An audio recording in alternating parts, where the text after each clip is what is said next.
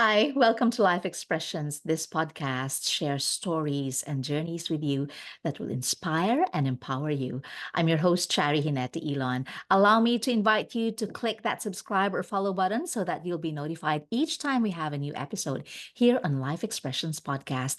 And I'm so delighted to have with me today a fellow Filipino who's now a Canadian citizen and is thriving as a business instructor here in Vancouver. Please welcome my guest, Aurora Faundo or Faundo here in Vancouver. Hi, Aurora. Welcome to Life Expressions. Thank you, Cherry. It's a pleasure to be here in your podcast, Life Expressions. I'm really privileged to be part of this. I'm very much honored to have you with me here today. And so tell me about your story, about your background, how you got to Vancouver. About almost 14 years ago, when we landed in Vancouver, my husband and I, of course, we were on the same boat that we wanted to be living abroad, right?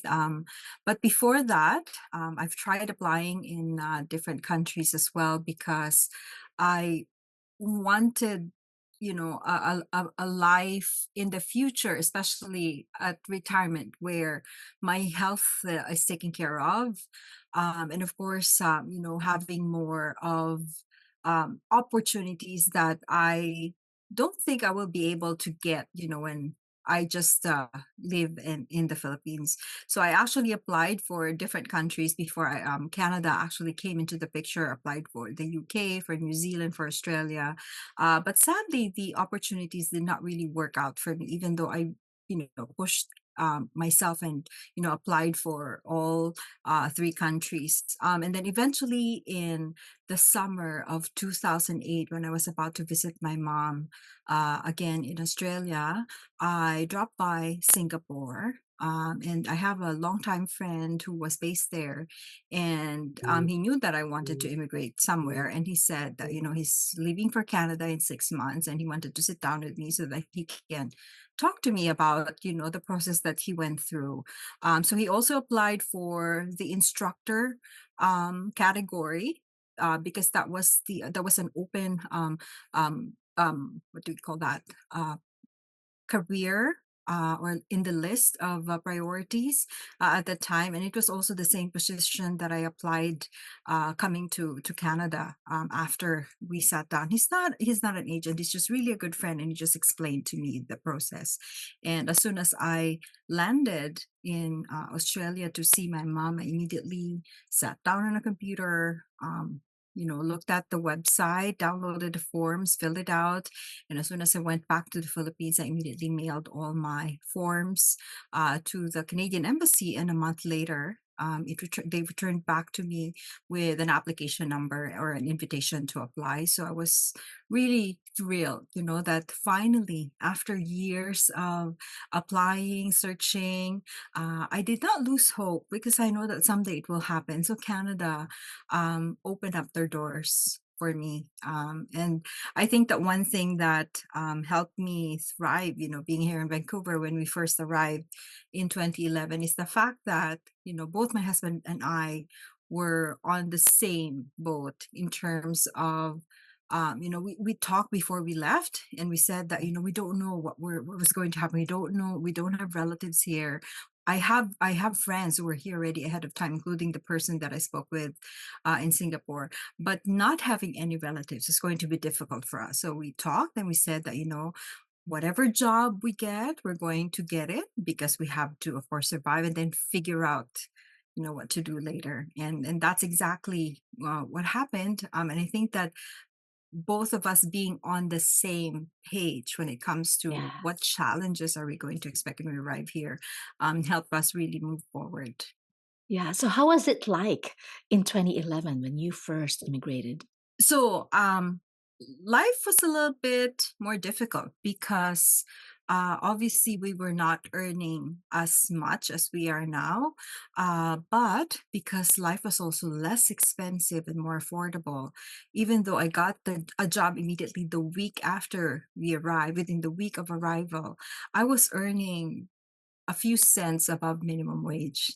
But we had a very simple, life. We rented an apartment, and rent at that time was 50% of my income. My husband went to school. So we agreed that one of us was going to school already, because we have to already start defining our future, right? So Yeah. my husband went to school full time. He eventually landed a very part time job on the weekend. So sometimes he would get shifts, sometimes he wouldn't. I got 37.5 hours per week of, above minimum wage, a little bit above minimum wage, but we were able to pay, our bills and sustain our very simple lifestyle at the time. No car, so no car insurance, no car payments. We got free internet. I think the apartments at the time, they just had, no, not free internet, but free cable. Yeah. Yeah, and, yeah, so, very simple, list of bills, and the majority, of course, your pay goes to rent, but we were able to survive that until the time that both of us were able to go back. In his case, he went back to healthcare, and I was able to find, a teaching job eventually a year after. So, but that 1 to 1.5 years, it was really, um it wasn't difficult, but it was a very simple, life that we had. Yeah. Yeah. But you got, of course, to enjoy the scenery Oh, we that did. Vancouver could Yes, offer. yes, Yeah. and at that time, when you have a monthly pass, when one person has a monthly pass in the family, you can bring with you someone on the sky. All the TransLink buses, SkyTrain, Sea Bus for free. Yeah. So we Wow. would go around and explore places on a Sunday, because that's when I get to not pay any um, transportation at all. And it doesn't Yeah. matter whether it's one zone, two zones, three zones, because one person has the bus pass, the Yeah. other person is free, and Yeah. it covers all zones. Yeah. So we got to enjoy going around just by public transportation. And that one free person already mattered a lot at that time, True. because you were not That's earning a lot, true. right? Yes. Yeah. Yeah. Yeah. Your personal background, your background in the Philippines is that Mhm. you were a university professor already. Yes, I You already were a was. scholar at Ateneo and you were working and teaching. Well, I was a Yeah. scholar in the sense that my current employer at the time, which was FEU, was paying part of my tuition for half of my time in Wow. FEU. At the first, years of my MBA, I was personally paying them. My mother helped me out, and then eventually, when I started working in FEU, FEU offered the scholarship, because I was already working for them at that time. Yes, Yes, yeah, and that's yes, great. And so you have that educational background hmm, to back you up, yes. to land you a business instructor job. Tell me about your journey. Yes. So in FEU, I was already a business instructor. So it's a university. So I was teaching very similar courses as I am teaching here. So that would be business management, human resources, operations management. I occasionally taught marketing, but that's not my specialty. But so occasionally when you would be assigned, you don't really say no, but you get to learn. I did not teach the upper level because that wasn't my specialty, but I would teach some basic marketing courses. And I also got to teach in UP actually for one semester in an extension program they had in Subic sometime in 2005, but that was my only stint with them. And then I also was involved in training, and that was for Accenture. So I was there for I think 2.5 years as a trainer, delivering professional development courses for Accenture employees. So the courses are very different, of course, but it was the teaching experience that brought me into that area. I really enjoyed it as well, but I don't think it was something for me. Um, the freedom that you have teaching in an academic setting is very different from teaching in a non-academic setting. Yeah. And I think that the freedom of creating your own content and creating your own strategies made a lot more sense to me than just delivering a training program that was already pre-made in a training setting.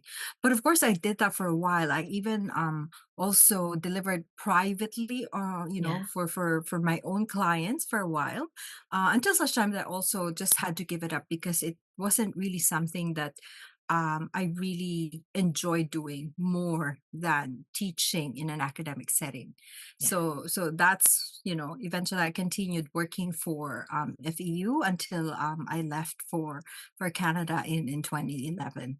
Yeah. Right. So fast forward 1.5 year after you have worked in a private company, you Mm. landed a business instructor job in, Yes. yes. Yes, so I started in a private college here in Vancouver. I was referred by a former colleague as well in FEU who came here earlier and started teaching earlier than I did. And when a position opened up, he encouraged me to apply.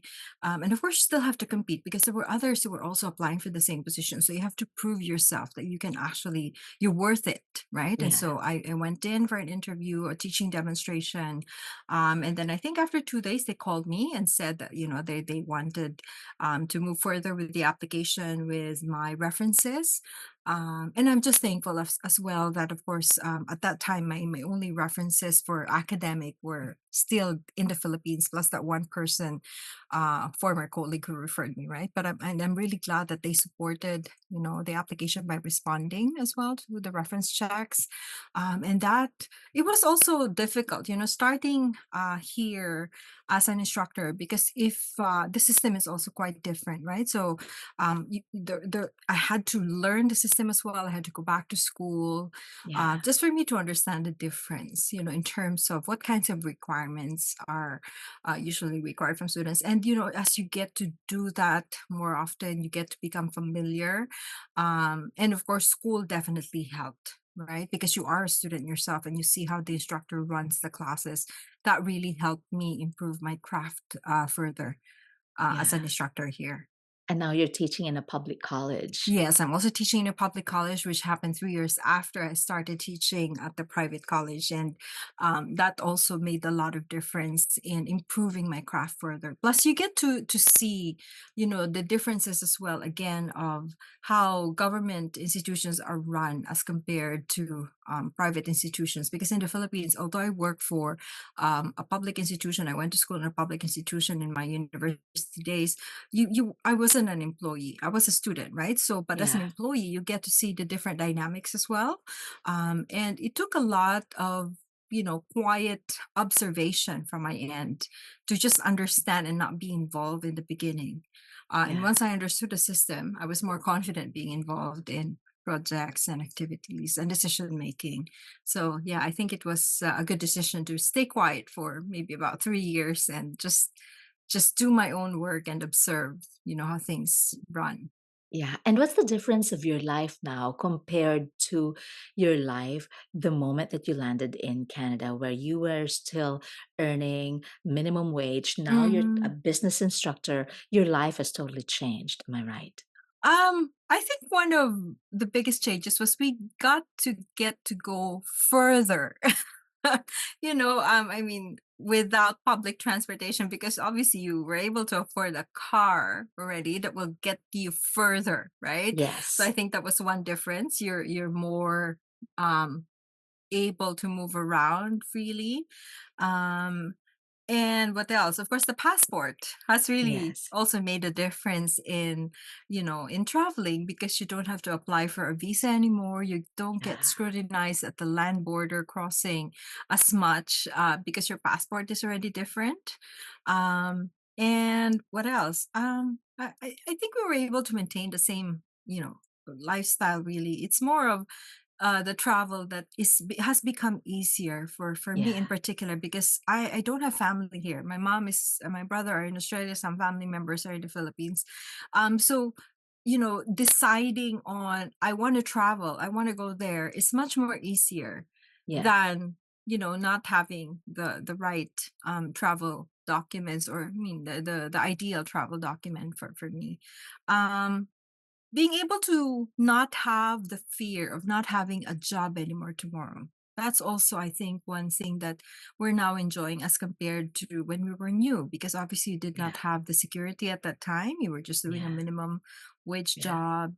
But now, especially working for a unionized company, having more seniority gives you the assurance that, yeah, tomorrow I still wake up and go to a job, right? That I love Yes. and Yes. enjoy doing. So I think that those are the two most significant things that we're enjoying. Of course, the rest, it's really a choice. Do you want to do this? Do you want to do that? Those are choices that you do. But I think in terms of how significant the change is, I think I would identify those two as the most significant changes that has happened: the security of your job, and the ability to be able to travel further, Yes. and at any time, that you need to. Yeah. Yeah, whether it's for leisure or for spending time with family. Yeah. Immigration processes, rules, and guidelines here in Canada have really changed. Hmm. And perhaps it has discouraged many Filipinos to come to Canada because Hmm. of those changes, right? But for you who's already here, can you say that your immigration is worth it? Yes, I would say it is worth it. It because we applied for the federal skill program at the time. That was how it was named, right? And I think now it is called the express entry. The one thing that's different, I believe, from these two types of application, they're very similar because they're based on a point system. I think the main difference is that for the express entry, there's employers looking at a pool of immigrants, and so they can provide, they can send out an offer for a job for them. During our time, it was really a risk. You don't have an offer. You just know that your skill is in the list.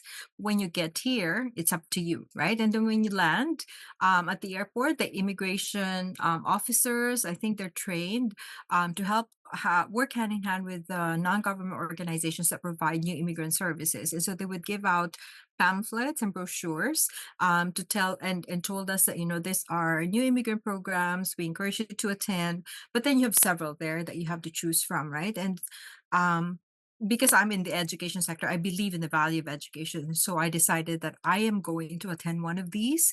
And it was really helpful because it provided you with an understanding of how things are here. Yeah. In the beginning, there are things that you just see very different. You still bring with you your culture and the practices that we had in the Philippines. And for example, the first thing that I did not really accept as part of the process was the networking. Mhm. I thought, oh, this is a very, unacceptable practice in the Philippines, right? You ask someone to give their resume to them and asking them to submit it to the company in the hopes of getting a job. We don't usually do that in the Philippines, not unless it's for government, right? But here, it's a system. And not until I attended that immigrant program that I got to see the value of networking. Networking, not because you're just asking, someone you knew today and saying, hey, do you have a job there? It's not the kind of networking, but it's establishing really good relationships with people who will see you and your skill and your value. And that's when that referral will happen. Yes. And through those new immigrant programs, I got to understand that system. I also got to understand the value of the resume. Yeah. Because again, in the Philippines, we were not taught to show off in your resume because people see it as mayabang, or you're very too proud of yourself.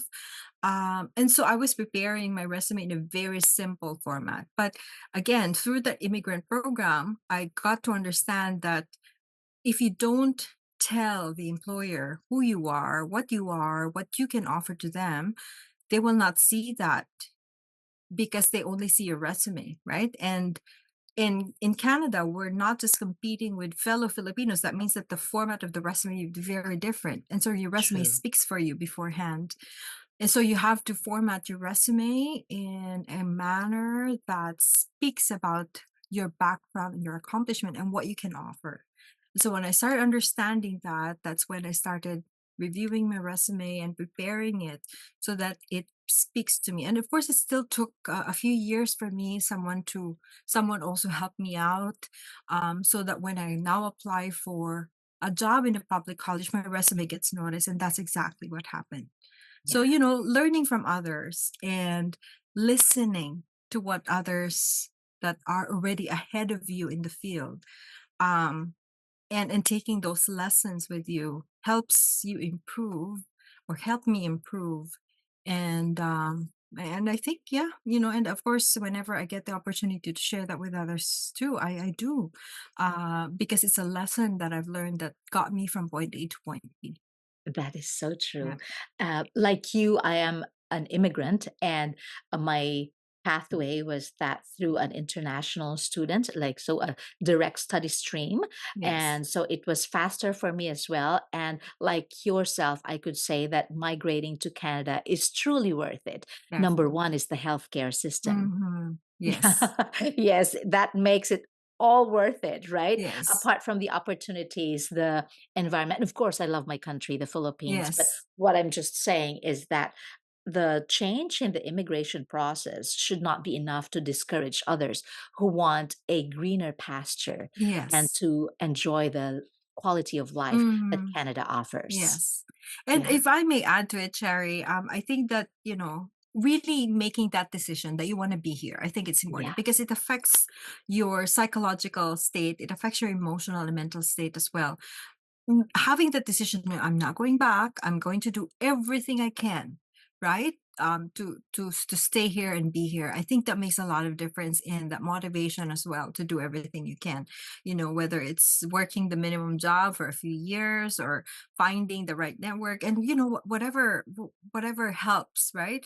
And that's why I mentioned earlier. It was both me and my husband who Yes. we talked, we sat down, we made that decision because if one of us was not ready, um, emotionally or psychologically, or having second thoughts, that we can always go back, right? That if you have those thoughts, then I don't think that that will help you eventually move forward here. So it must be a firm personal decision, not just, I'll try it and then I'll go home if it doesn't work out, because if that's the mindset, then you will always have that option in mind.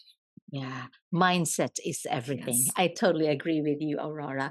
If there's one thing that you could share with our fellow immigrants, particularly Filipinos, to stand out here in Vancouver and thrive in the Mm. profession that they choose for themselves, what would Mm. that be? Go back to school. Um, we have to admit that even though we grew up from a background where, we're labeled as resilient, and we are, as Filipinos, coming into a new country, whether it's Canada or anywhere, any other country, the system will always be very different. But going back to school for anything else that you want to pursue, whether it's the healthcare field or the education field or any other field that you want, it helps you move forward, not just because I'm in the education sector and this is my job, but I believe and I've seen people progress as a result of that education. Sometimes I hear people say, oh, it's not worth it getting a bachelor's degree because eventually you'll end up, working in a minimum wage job, which a lot of people do. But again, there are other factors that affect that, and that story does not apply to everyone, right? True. Going to school doesn't mean that you have to be there full time. You can always do it part time. You can do it, on a staggered basis. I finished my diploma in 10 years because there were other opportunities coming in along the way, right? And of course, you have to choose, do I go back to school? Do I take this opportunity first? But I finished, and I still took those courses one at a time because they were helping me understand the field that Yeah. I am still in, and that is education. And I believe that if I did not go back to school, and I still do, continue education because of course I'm in that field and it's a requirement and it's healthy. Yes. I don't think I will be able to understand my craft here fully. It also helped me improve on some skills that I was just developing when I came here. Like, for example, writing the Canadian way, writing an Yeah. essay the Canadian way, and reading essays in a Canadian way. The vocabulary, even just the spelling, it's different, right? But if you Yes. don't go back to school, then you're not going to learn all of that. Someone will correct you at some point, and I think that's more hurtful, right? When someone just corrects you because you did not take the opportunity to learn. Yeah, I agree with that. Learning is a never ending process. And the more you love learning, the Yes. more that you get to excel and thrive in the Yes. way you learn. I Yes. appreciate this chat with you, Aurora. Thank you, What's Cherry, for next? Yeah, what's next for you in 2025? So as part of my employment in the public college, I work on a project together with another Filipino instructor. We bring students to the Philippines. It's called a field school. So this is the second time that I'm going to do it. I'm going back to the Philippines for 3 weeks in February, and we are partnering. We've Wow, partnered for this program with Far Eastern University, which is of course that's the university great. I worked with previously, and we bring our students from Douglas College, partnering with them. They do cultural activities, and education continues for our students there for 3 weeks. Yeah, that's great. Thank you so much. You are inspiring. And Thank I you, hope a Cherry. lot of our fellow Filipinos would get to hear this and be inspired from your story. Thank Thank you. you. And I wish Yeah. that others will also continue their journey. Thank you so much. And so, thank you so much for tuning in to this episode of Life Expressions. My guest, Aurora Faundo, is a business instructor in both private and public colleges, and she continues to thrive because she has an open mindset. And that is great. Don't forget to subscribe and share this episode with your friends, especially to those whom you think can learn from this episode. And if you like, you can recite this affirmation with me. I am a positive impact in all that I do, wherever I am, however I can. I'm Chari Hineti Elon. This is Life Expressions.